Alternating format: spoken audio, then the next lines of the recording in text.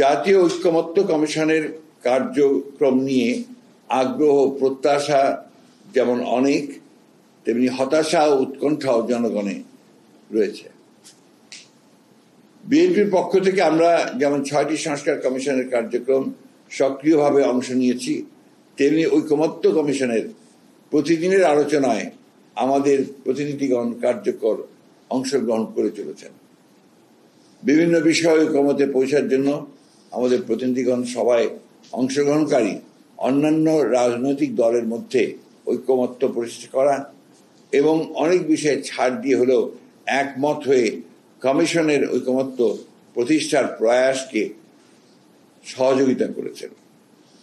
কিন্তু দীর্ঘ আলোচনার পর সংস্কার কমিশনগুলো যেসব প্রস্তাব পেশ করেছেন তার বিপরীত কিংবা নতুন নতুন প্রস্তাব উত্থাপন ও তা নিয়ে অনেক সময় অচলাবস্থা সৃষ্টির কারণে কার্যক্রম বিলম্বিত হচ্ছে। ঐকমত্য প্রতিষ্ঠার আগ্রহী বলেই আমাদের প্রতিনিধিগণ ধৈর্য ধরে আলোচনা শুনছেন এবং তথ্য প্রমাণ ও যুক্তি দিয়ে সঠিক সিদ্ধান্ত গ্রহণে কমিশনকে সহযোগিতা করছেন।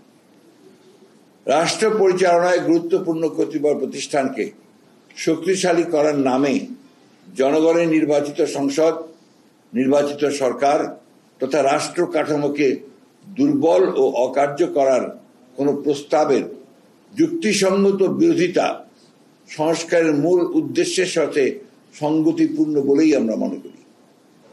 জনগণের দ্বারা নির্বাচিত, জনগণের কাছে দায়বদ্ধ এবং জনগণকে জবাবদিহিতা করতে বাধ্য কোন সরকারকে গণতান্ত্রিক রাষ্ট্র ব্যবস্থায় দুর্বল ও অকার্যকর করা অবশ্যই সংস্কারের মূল আকাঙ্ক্ষার সাথে সাংঘর্ষিক।